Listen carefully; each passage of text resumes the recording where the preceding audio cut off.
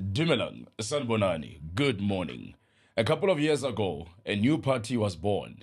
The leader of the party is the former Johannesburg mayor, Herman Mashaba, a businessman coming into politics. Today, we have the premier candidate, Funzi Ngobeni. Funzi Ngobeni, he is the current MMC of transport. He is also the premier candidate of Action SA. And not only that, he is from Mansonville in the West Rand, my hometown. Obuti Funzi Dumela, welcome, sir. Yeah, thank you very much, Bafana. Good morning, and let me also greet the viewers as well. Just a point of correction. Not the current MMC, the former MMC of transport, yes. Hey, things change in Johannesburg. Yeah. Things change so easy in Johannesburg. Absolutely, yeah. You would assume it's still the same as it is. But anyway, Yes. that difference, I'm not sure about how did it all start to be part of politics? You are someone who loved soccer. Give me a background, your childhood. Were you always a politically active young person, or did it come across as you grew up? Yeah, no, I mean, my background, as you correctly say, I'm from Mansonville. I was born in Mansonville in Krugersdorp. But at a very young age, my parents then relocated. Yes. And moved to the Free State. But they left me behind because they had to go and settle that site. And later on, they decided to bring me to Bloemfontein. I think I was going to do standard 3. I think I don't know what grade is it? But 5, grade 5, yes. And that's how we moved to Bloemfontein, and I was raised there by my parents, and I've got a younger sister, yes, Motlachumang, and I've got 2 brothers, twin brothers, Tabo and Tabiso. So we were raised in Bloemfontein, and I did completed my primary school there, high school at Kagiso Comprehensive School. And then we went to previously called Technikon Free State. It's now called Central University of Technology. Yes. And I did my studies there, tourism management. Acquired my national diploma there. So I was always interested in politics. I mean, I think most of us, were part of the ANC somehow, Either we voted for them or we were activists as a party that really played a role in liberating us as South Africans. So I was always active from a very young age as a student in high school. I was also an SRC deputy president there. I then became a member of COSAS there, quite active. That time there was a guy who was leading COSAS in that region. His name was Fikile Mbalula. He was the regional chairperson of COSAS that time. He's from Botshabelo. Yes. And I'm from Bloemfontein. So that entire region is called Moteo region. So he was, obviously the chairperson that time, was secretary, I can't remember. But he was leading most of the protests that we had in schools. It was around 1990, 1991 when the Mandela was released. Yes.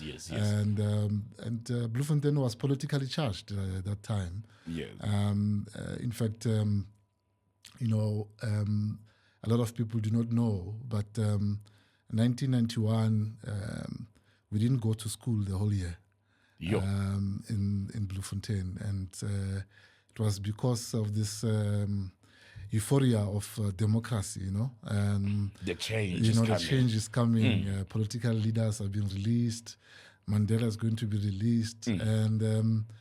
And we were led by people that said to us, let's march almost every day to the Department of Education. Comrades. Our comrades. And almost every day it was an activity somehow, And we realized that the year was over, I remember some of my friends, their parents decided to move them away from Bloem and take them to neighboring, towns like Tabanchu. Others went to Mafikeng. Pitatswana was still there. Tabanchu was also under Pitatswana as well. So. But most of us stayed the whole year without going to school, and that year was lost for us, So you're in political classes every time. You know what I'm saying? Leninist Marxism. So we lost the entire year because of that. But yeah, I mean, I was in politics, but I really moved a bit out of politics when I completed my studies and then. Started going into the private sector to look for work and build a family. My son, my firstborn, Obakeng, was born in 1997. That's almost like the same year where I completed my tertiary. So I had to go and work. No, but actually, yes. When we speak about Bloemfontein, I didn't want to talk about soccer because of what happened last night. Yeah. The consequences. But then I know also you're a staunch supporter of Siwele Samasela, Bloemfontein Celtic. Yes. And I'm worried if the colors are not hijacked. People accuse me of stealing Celtic's colors and bringing them to action because it's the same colors, it's the same type of a green. Yes. And we always say is Kabusuilu Botala. So I staunch supporter of Bloemfontein Celtics. It was sad when the team was sold. Because it became a culture to us in Bloemfontein. Yes. It became something that we were proud of. A lot of people, especially the informal traders, depended on Celtics, And if you go to Bloem and you look for the stadium, say Sarama Bodu Stadium, and you look around the stadium, you will find a lot of shops, a lot of taverns, and you'll find B&Bs that were built around there. It was precisely because Celtics was bringing economic activity in Bloemfontein. Yes.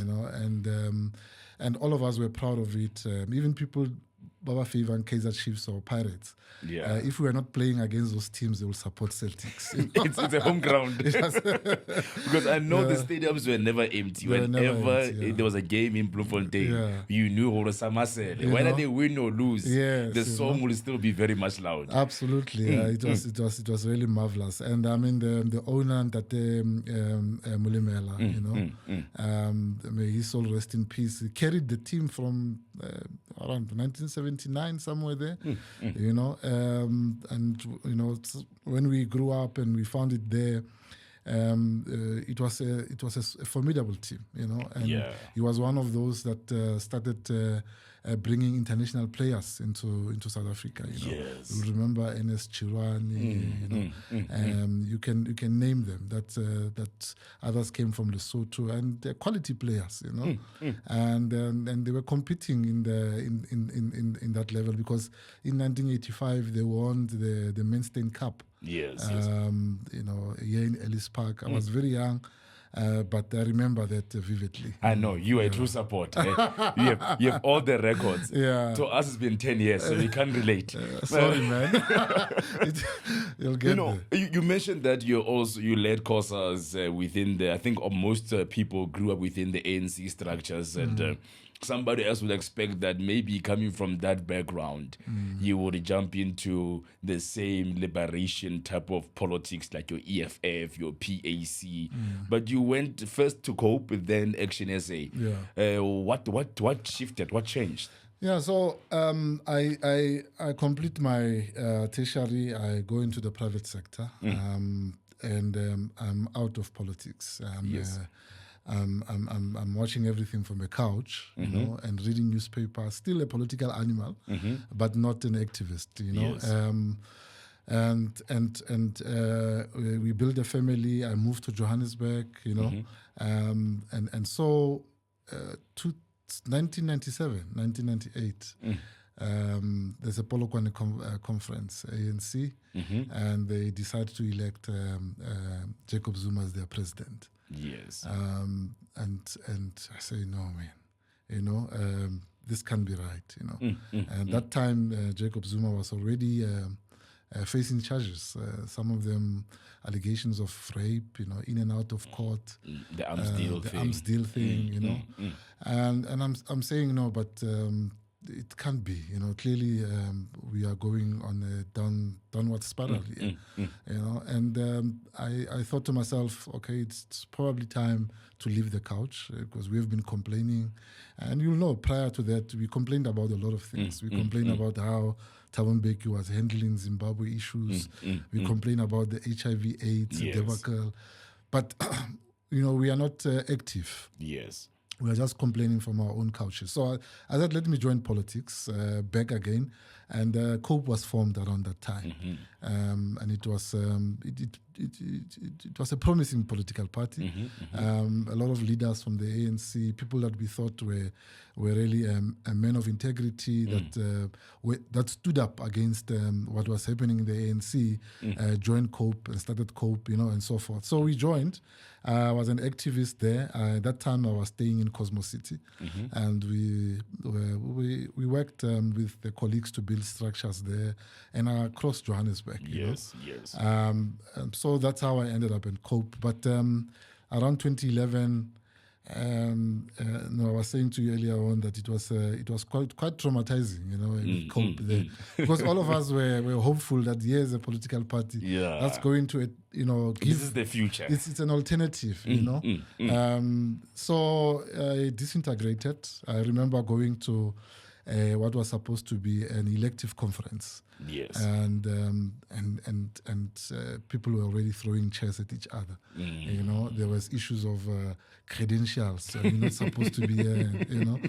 I remember at some point, because I think it took about 3 days that policy conference that didn't happen, you know. So on the first day I go home and I say to my wife, I don't think this thing is going to happen. You know, but because she was off the next day, I said, please come with me. Go and see what's happening there, you know. I mean, we had elders, you know, grannies that came from the Eastern Cape, from KZN, you know, and they were spending nights outside, you know, because it's in and out, it's credentials, you know, we're trying to get this conference going, you know. And people are sleeping outside on the buses. It's not good. So I said, come and see what's happening here. You know, clearly we are supporting something that is not happening. So I said, and then we spent some time there watching what is happening. Nothing happened. So the next day, the conference collapsed and nothing happened. So that was around 2009, 2010, somewhere there. 2013, after World Cup. After the World Cup, yes. I think it was after the 2009 election, if I'm not mistaken. And COPE was already now in Parliament, but conference was not happening, you know. So it collapsed, and that's how I left COPE. I said, I'm not coming back here. You know, clearly there's no interest of building an alternative. You know, people are really looking after themselves, and you can see there's now factions. You know, there's a Shiloh faction, there's now a Lekota faction. So I left COPE in that state, and for some time I didn't have a political home, maybe a year or so, and I met a gentleman called Musi Maimane. You know, he was a councillor at that time. Musi. Yes. And he was a councillor, but he was allocated by his party at Cosmo City. So, you know, he was working from there. And that's how I joined COPE, because we sat down and spoke and looked at the policies of the DA, because that time all of us distrusted DA, you know. I mean, but we had not actually read their policies and understood what exactly they stood for. But having had a discussion with Mosi, and I joined the DA, and we started working and building structures around Cosmo City, Zandspruit, and so forth. As an activist. So formally, I joined politics really around 2014 as a councillor in the city of Johannesburg. Yes, because I think maybe would you say you moving away from liberation narrative towards this inclusive One South Africa, was that something that you stood up for And is that where you disagreed maybe with the ANC that time? Because I think even Tate Lekota also embraces the idea of the 1955 conference, Congress of the People, the Freedom Charter, all-inclusiveness, working together, black, white, Indian, colored. Was that the reason why maybe your activism was more on this inclusive South Africa? Yes, I think so. But also, I mean, ANC has always been an unracial organization itself. I mean, we can argue how many leaders of other colors are there, but on paper, ANC has always been an unracial organization. And here, COPE was born, and almost the same policies, you know. And then the DA option as well. Here's a party that also, on paper, it's an unracial organization. They say, you know, they want to build inclusive South Africa, and at that time you could see that there's intention of transforming the DA as well, from being a white party, and now the Musis of this world, the Lindwe Mazibukos, you know, all of us are now starting to embrace this. Yes, you know. But over and above that, I mean, for me, I joined COPE, I joined a DA to remove the ANC, you know. I mean, maybe not overnight, but to create an alternative for South Africans, that will be ready to govern, you know, and change people's lives, you know. So I saw DA as that vehicle, and for some time, I think DA was doing well towards that goal. Of not only running Cape Town and the Western Cape, but also branching into other provinces and doing well. And you'll remember in 2016, they won. They had a mayor in the Eastern Cape, Arthur Trollep. They had a mayor, Herman Mashaba. They had a mayor, Solim Simang. And that was like the prime time of the DA. And we were moving towards really creating this alternative for all South Africans. The rest is history. Because I remember at some point, I think there's a time when Musi left and Herman left, and then came the likes of yourselves, your Bongane Baloyis. Yes. Was race the main issue? For me, it was a failure to really show an interest of governing. Okay. Because even in their constitution, DA was clear that they are existing so that they can be able to gain more power and be in government and change people's lives. Yes. But now we were hearing stories of from Helen Zille indicating that no, they're just looking for 20%. They want to be a 20% party, and for a certain class, middle class and obviously majority being white people and so forth. That was the main issue for me to say, but we didn't join DA so we can be in opposition. We joined DA so that we can be in government. Yes. It made sense to us that they didn't have an interest to be in government when they started opposing Herman Mashaba's progressive government and delivering services to all people of Johannesburg and focusing mostly in the poor areas.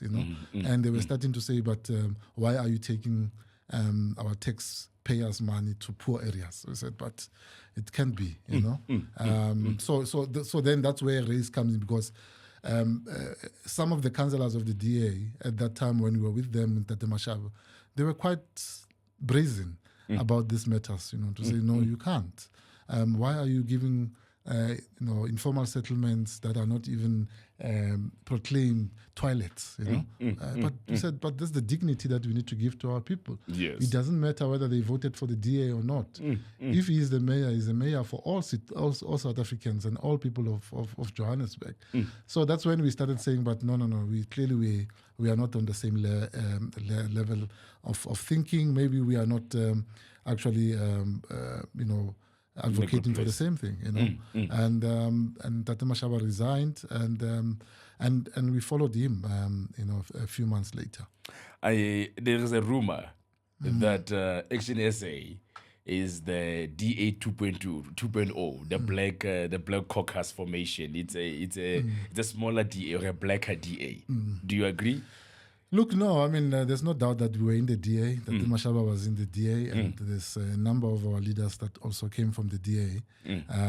But our policies and the way we do things are totally different. Yes. And we are quite clear that for us to be able to deal with inequality in this country, we need to address, the issue, which means that race is still a factor. Yes, It's still a factor when it comes to poverty and inequality. Most of the key issues really they affect the black people. So we are quite clear on that, and you can't compare us with the DA on many other things. They when we talk about immigration, they are on the opposite side. We are quite clear that we need to put South Africans first. That we need to close our borders, and only accept people who come legally to our country. So those are some of the things that we can say we differ with the DA on. I mean, I remember when I was MMC of development planning, and later on, obviously, Mashaba moved me to finance, but there was a policy of inclusionary housing policy in the city of Johannesburg, which some of the DA councillors were opposing, and we pushed it through, and it was adopted by council, because this policy basically speaks to developments that are happening in the city, to say it must be inclusionary. When we build a development, you must also, as a developer, accommodate those who are earning on a low scale. It must not only be more expensive units that are there. You should be able to accommodate those that are also still disadvantaged. Exactly.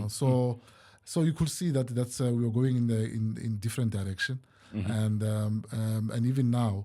I don't think anyone who looks at our policies and looks at the DA policies will still say we are a DA 2.0. No. Yeah. Okay. You are coming in as the premier candidate of Action SA. Yes. To govern the city of Gauteng. Yes. Most people come to this city for opportunities. Either it business, either it be employment. And as you know, the youth of this country is sitting on over 60% unemployment. Yes. What is Action SA's plan towards creating jobs in the city or in the province? Yeah, look, I mean, it's important that we all appreciate that to create jobs, we need to grow the economy. Yes. And growing the economy means that we need to do certain things right. Yeah. Number one, we need to arrest the lawlessness in our province, meaning that we must bring the rule of law into the province. Whether you look at crime, whether you look at illegal immigration, you need to deal with those things decisively.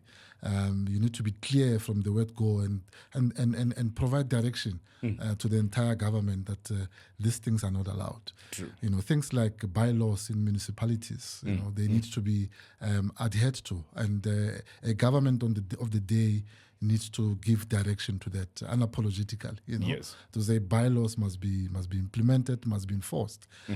So those are some of the things that you need to do to get the economy to grow. You need to get investment into the province. Gauteng has a potential of really attracting investment. It has in the past. It used to be the hub of investment, Gauteng. So we need to revive that as well. So yes. It's important that we work with the private sector. It's important that we also look at getting our infrastructure developed and maintained. Because if you look at it, Bafana, I mean, the other day there was fire in the city under the bridge, and there's been fire around the city. I mean, there's Bridge Street, which is still under construction now. That's infrastructure that has not been maintained for a very long time, and it's starting now to give up. There's bridges in the city of Johannesburg, in Tshwane, everywhere. The roads, you look at the rail infrastructure, the rail network in Gauteng and across the province, and even across the country, as it's not in good state. That's why we see a lot of trucks on the road at the moment. So building an economy, growing the economy, it needs us to look look at all those factors and making sure that we create an environment that is conducive for the private sector to be able to come in, invest, and create work. So one of the programs that we want to really drive, it's on manufacturing. Yes. And industrializing Gauteng or reindustrializing Gauteng, So we are looking at the factories and firms that are abandoned, that are dilapidated. We want to do an audit of all those firms, and take them as government and start giving them to the private sector to really start developing them and ensuring that they hire South Africans, whether it's textile, whether it's whatever manufacturing that they want to do. We need to actually get them up. I mean, your Harankua Industrial Hub, Yes. your Babelech, you go to Eka Industria in Bronkhorstspruit, and there's many of them around Gauteng that we need to rejuvenate, working with the private sector, so that they can be able then to start hiring more of our people. Because again, who's unemployed in South Africa? The numbers that we have been raising, it's youth unemployment of about 70%. But there's also many South Africans who are over 35 that have been retrenched, that are losing jobs every day. I mean, I was reading this morning that the post office is retrenching close to about 5,000 people. Including BMW as well. BMW as well, So it's important that we must cater for them as well. We must bring them into the economy so that they can participate as well. So these factories that we want to see them operating here in Gauteng, they'll be able to absorb many of this unemployed, at once. On your manifesto, you speak of opportunity fund, and I was trying to read through it. Give us a brief. What does it really mean?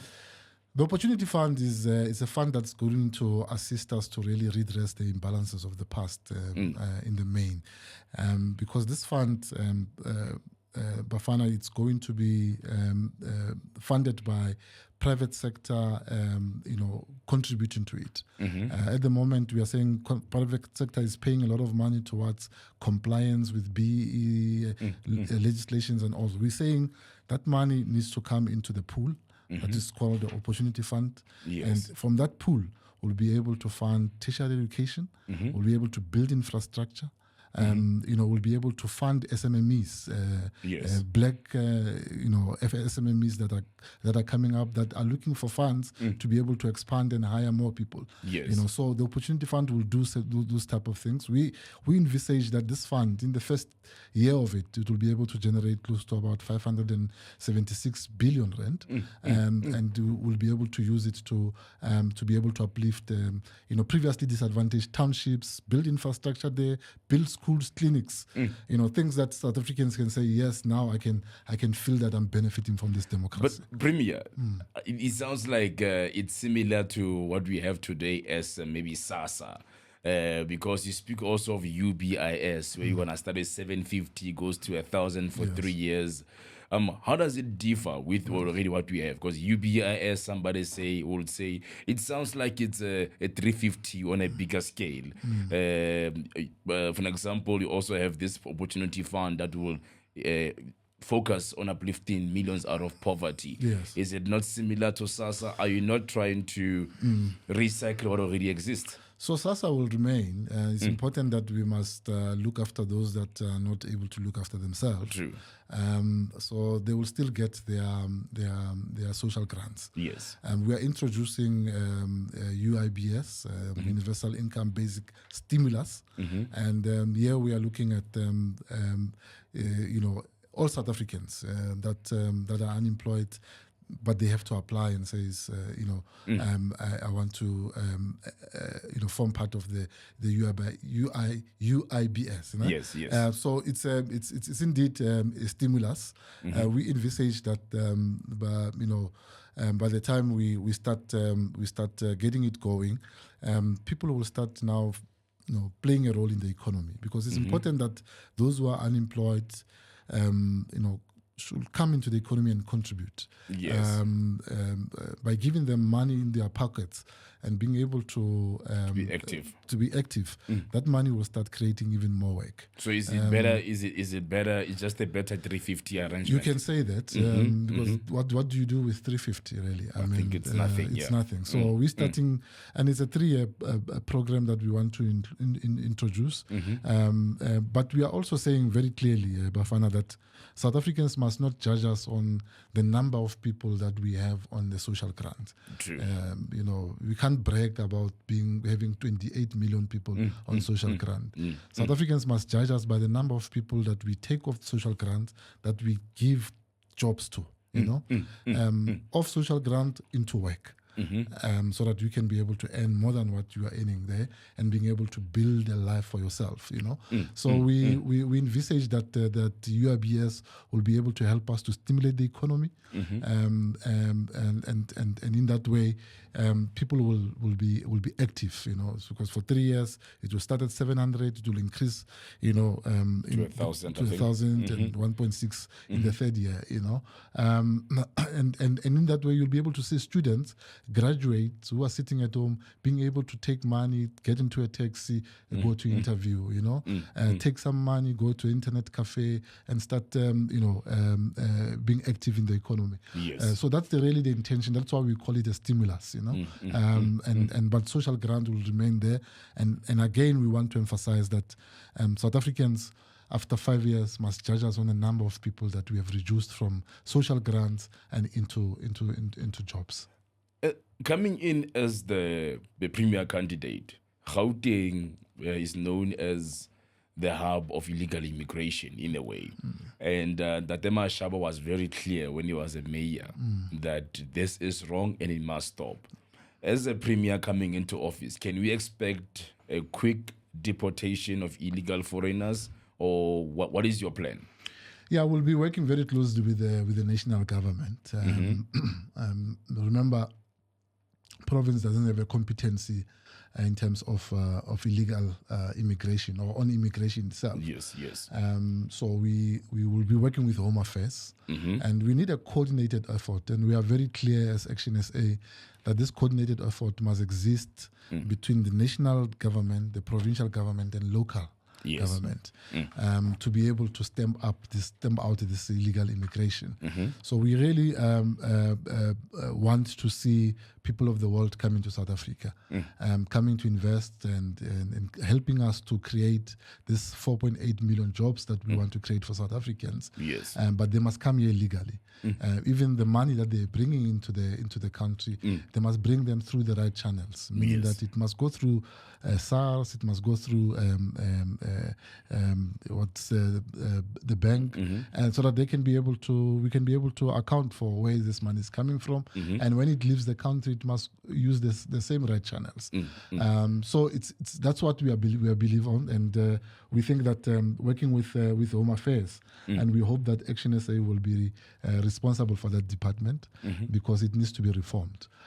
We need to arrest the corrupt officials who are giving people fake IDs. We need to work with the border management authority there as well, because they need to be really given more resources, including technology that they can be able to use at the border to arrest this illegality that's taking place there.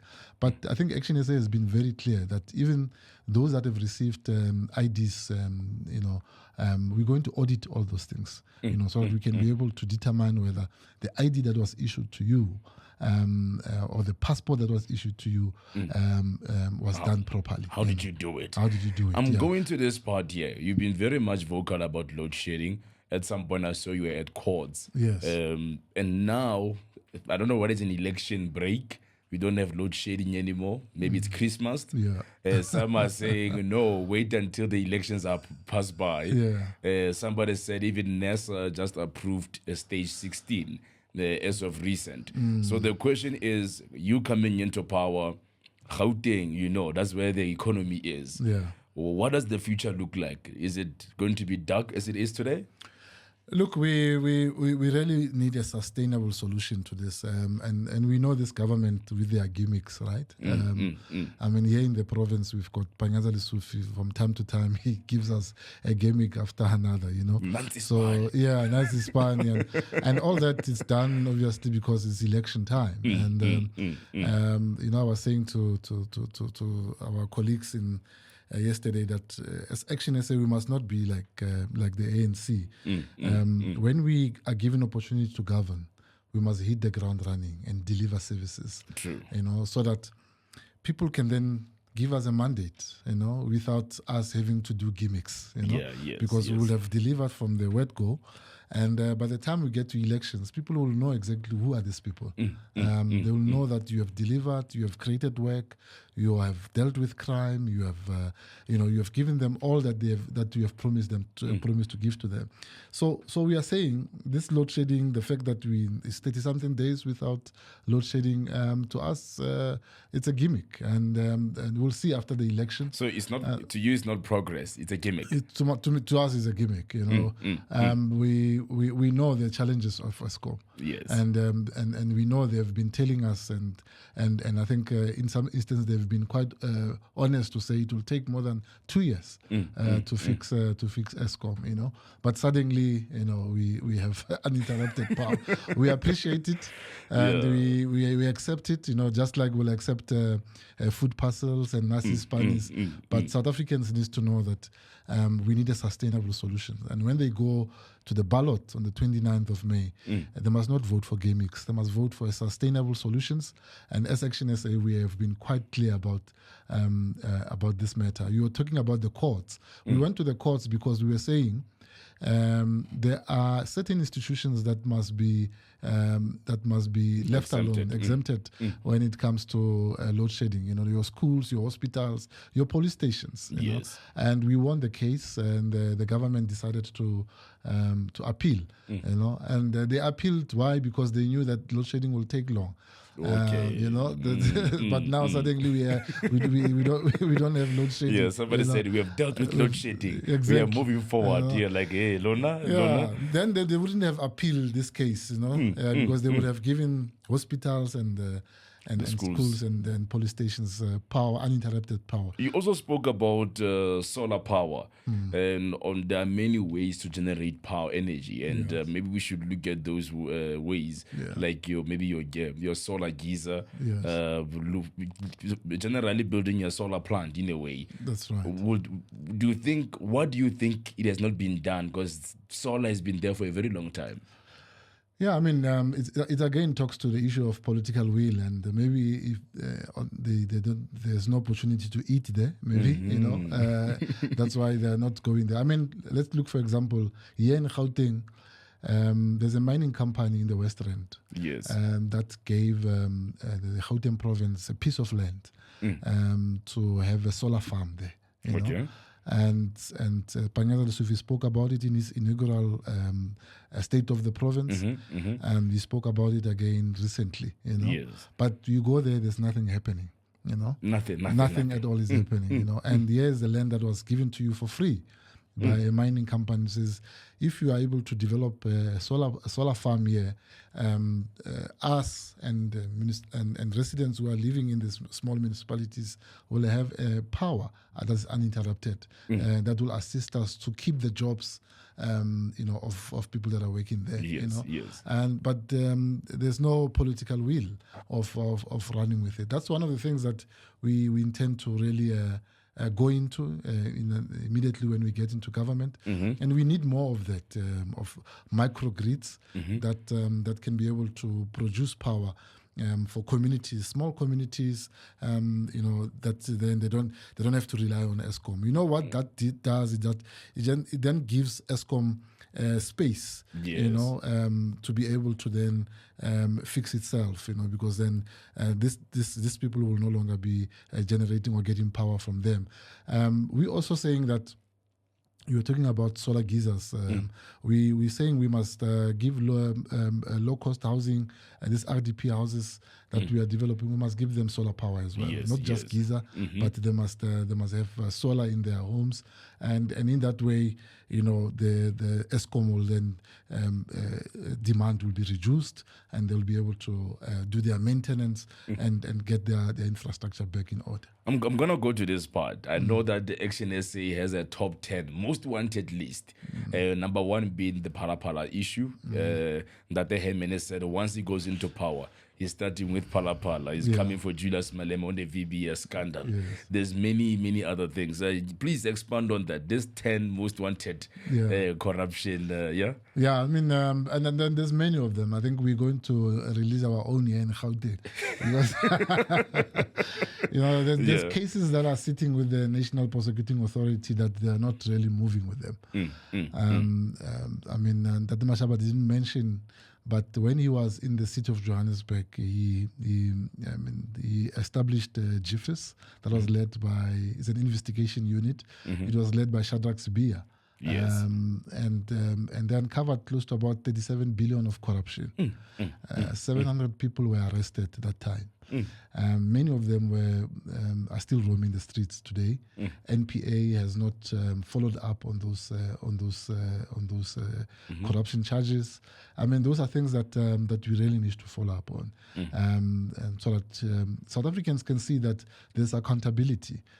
For us, corruption really it's public enemy number one, and it must be punishable by a long sentence in jail. In fact, we are of the view that people arrested for such crimes must stay in jail forever.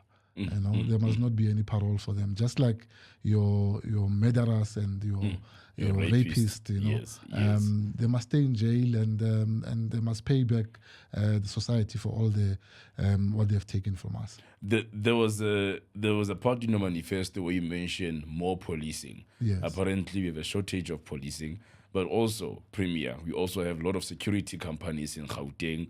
We have Nancy Spani Brigade now as well. Yes. Do we need more policing, or we just need it to be more efficient, or should we rather impose harsher sentences to kind of deal with crime? It can't be that this beautiful province, this mighty city, people, first thing they think about when they come here is safety. Yes.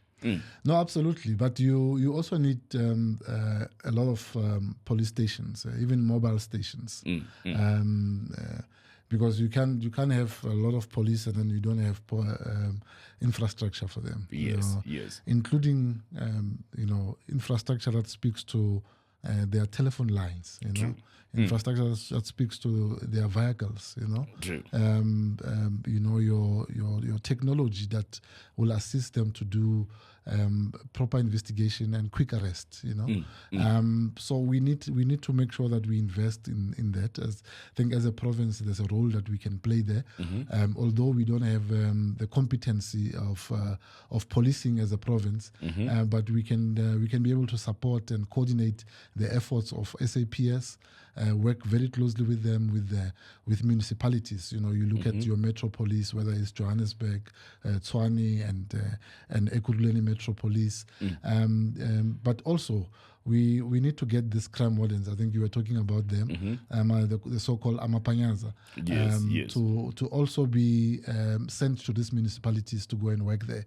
They need to work closely with the local police. Closely with your private securities firms, work closely with your patrollers in communities, because I can tell you those patrollers are playing a big role in the communities. In fact, in many areas, residents are telling us that they trust them more than the police, because of the work that they are doing. So we need to coordinate this effort. We need to we need more boots on the ground, but we need technology as well to assist them to do that. And then we also need a proper prosecution and criminal justice system that will take this case from birth to grave, so that we can be able to see people being arrested. Gone are the days where someone get arrested today, then tomorrow they are roaming the streets. But they've been arrested for raping our women out there. So we need to make sure that we get that right. So if you look at it, Bafana, one of the things is really to get the right people in right positions. Yes. Let's not appoint people into this commissioner's position, station manager's position, because they are comrades or because we are close to them. We need to professionalize the police and hold them accountable. Those who are not doing their work, we need to see them being taken to task. Because I think the issue has been with the police that they are corruptible. Some of them, they take bribes in the townships. Yes. They are connected to these drug laws that we have around the community. Yes. And the question will be then, how do we then hold this police accountable? How do we deter corruption within the force itself? Because, I mean, if they are playing or they are part and parcel of the problem as a force, it becomes an issue. Absolutely. And to be honest, it starts from the top. I think the top leadership of government and the top leadership of police must be seen to be incorruptible. True. They must lead by example. And the tone of our leaders and what they are doing in their private spaces must be the one that actually gets the lower ranks to start seeing that this is how we behave. When we were in the city, we had David Tembe, who was the MEC of police. Yes. And from time to time, you'll see JMPD police being arrested for giving bribes. Yes. And you'll see him going to actually see that the arrest has been made. You'll see even the mayor himself standing up and saying, I want to make sure that these people are arrested. People, like, for example, you find city power officials, connecting people illegally, just by making an example and changes the culture of the organization, changes the culture of the institution, So those are things that really we need to do, and then people will be held accountable, and everyone will see them being taken through the process up until they are arrested and they are out of the system. I think now, Premier, let's take it to education. Most of us, we came from Mafike to Gauteng for varsities. Some, they came from different provinces. As always, there's an issue with access to education. Yes. And also, not only that, we still have young boys and girls who are deemed unemployable, either because they left school early before they matriculated. Is there any plan under your government to empower these young people? In your manifesto, you spoke about building skills that are aligned to the economy of Gauteng. We have TVET colleges here in this province that have been neglected for a while now. Yes, there's been some successes there and there, but there hasn't been much been done to empower those young people. What is your plan as the Premier? No, absolutely. I mean, we really need to work those TVET colleges. I think that's where the talent is. Yes. And really, I mean, people used like to say South Africans are lazy. We are not lazy. We are just not being given opportunities, and those that come from other countries who have been trained on these things come here and take some of those jobs from us. So we need to train our young people. We need to give them opportunity. I mean, we also say, Bafana, that it starts from your early childhood as well, development.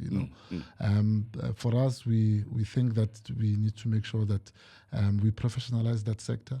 It's not just a crèche where you send your child in the morning and then you fetch them in. That's where they need to start learning how to read and write, and for meaning and as well, So we have to start there. Our policies are quite clear that we're going to support ECD centers. We're going to make sure that the schools, whether it's high school or lower schools, primary schools, are well equipped with the infrastructure. For us, Bafana, we're saying, the schools in the townships must be the same as the schools in the suburbs. Yes. The reason why we have this run around at the beginning of the year, parents looking for space, it's because we are running away from schools that have been neglected by this government in townships. Yes. So we really need to go back to those schools in township, give them the right infrastructure, spend money on. That's where the opportunity centers are going to come in. To say, let's spend money on getting the schools in townships to work, Yes. To have the right teachers, to have the inspector as well coming to inspect at any given time, whether the principal or the teacher is doing their work. So we said we are going to introduce inspectors for that reason, so we really want to see our schools working. Also, no child must be left behind in terms of tertiary education. Yes, there's NEFSAS now, but we know how corrupt NEFSAS is. Yes. And the system itself has been corrupted that probably will have to dissolve it and start again and remove the middleman, because most of the money there of NEFSAS gets to be stolen by the middleman. Between the government and universities, there's someone there that's busy corrupting the system. I'm going to touch on the part where the Bella bill that has been pushed now. What is your position? Well, we have opposed it. We have opposed the Bella bill, and we thought that it needs to go back. And I think the president has not signed it yet. Yes. There's still some work that needs to be done on it. We did our submissions. And we think that once it goes back, that time we'll be in Parliament. We'll have our members of Parliament, and hopefully we'll be in government. We can be able to redirect. There are aspects that of the Bella bill that we agree with, but many of it is something that we think that it needs to be relooked at. Definitely. No, Premier, I think I'm gonna wrap it up with most people in this province are worried about Baragwana, about Helen Joseph, the quality of healthcare in this country. Yes, it's decaying. The infrastructure itself is decaying. Should you expect anything better from your government around healthcare, around our hospitals? We have also issues of mental health issues amongst young people, suicide rates, drug abuse. What is the plan around ensuring that our people are safe and well taken care of? Absolutely. I mean, that's one of the most corrupt department in Gauteng, the health department. Yes. And they've really dropped the ball in terms of their responsibility. Their focus has been on stealing from South Africans rather than making sure that the hospitals are working. Even the provincial clinics here in Gauteng have been neglected. We went to Zola Clinic the other day, and because the residents were telling us that come and see how we are treated here. So it's important that we must fix the health department. We must remove all the cadres there who are not qualified, who are just there to steal. Secondly, we must fill all the positions in hospitals and clinics. Baragwana currently, I think they've got an acting superintendent and CEO. We need to get the right people in the right positions. We need to make sure that all these hospitals are maintained. They get the support that they need to get from government. There's money in this government. Money needs to be directed to the right infrastructure, the right channels, so that we can be able to see people getting proper health care. I mean, that's where we're going to start. The first 100 days, you'll see us at Baragwana, and because we have been going there, we know the challenges there. Nurses and doctors have been talking to us. Security, most of them are saying they can't work at night, because of the security issues there. And we know that this government have been using outside companies to secure some of these hospitals. We are saying that we're going to insource security guards in the province so that we can be able to have people that can protect our hospitals, our infrastructure, and those people must do so because they've been given dignity by this government, that they're not treated badly by this government. Currently, security guards there in hospitals and many other departments of Gauteng, they are working for contractors, the tenderpreneurs who are not giving them pay slips, who do not enjoy even benefits that every government employee is given by envelope. Exactly. So we want to make sure that we give them dignity. But the health department in the main, it's going to be our focus. That's where we're going to start fixing, and South Africans will see that in our first 100 days in government. Premier, I'm about to let you go. Yes. And I think I'll give you this couple of minutes, maybe two. The camera is behind me. Why should the people of Gauteng vote for Action SA? Why should you be our premier? There you go. Yes. No, thank you very much, and thank you for this opportunity. We as Action SA are asking for your votes, and we are saying this with a lot of humbleness, that give us 5 years to be in government, borrow us your vote, so that we can be able to effect change. Action SA is passionate about South Africa. We are patriots. We love this country, and that is why we are saying to South Africans that give us the 5 years to fix the crime that is here, get back to work and create jobs, ensure that we fix the health department here in Gauteng, the education system as well, from national. Working with the national department, we're going to make sure that our education, our schools are well maintained, they get all the infrastructure and the resources that they need. Make sure that the schools are functioning and that teachers, are teaching and the learners are learning in schools.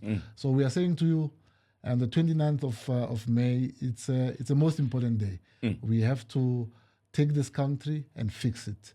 And it's only action that will be able to fix South Africa. Thank you very much. That's it from Action SA. Did they win your vote? Would you be voting for Action SA? Do you want to fix South Africa? You decide. Share your comments on the comment section and share, subscribe, and click like on this podcast. This was Manifesto Unpacked, and I am Bafana Modise.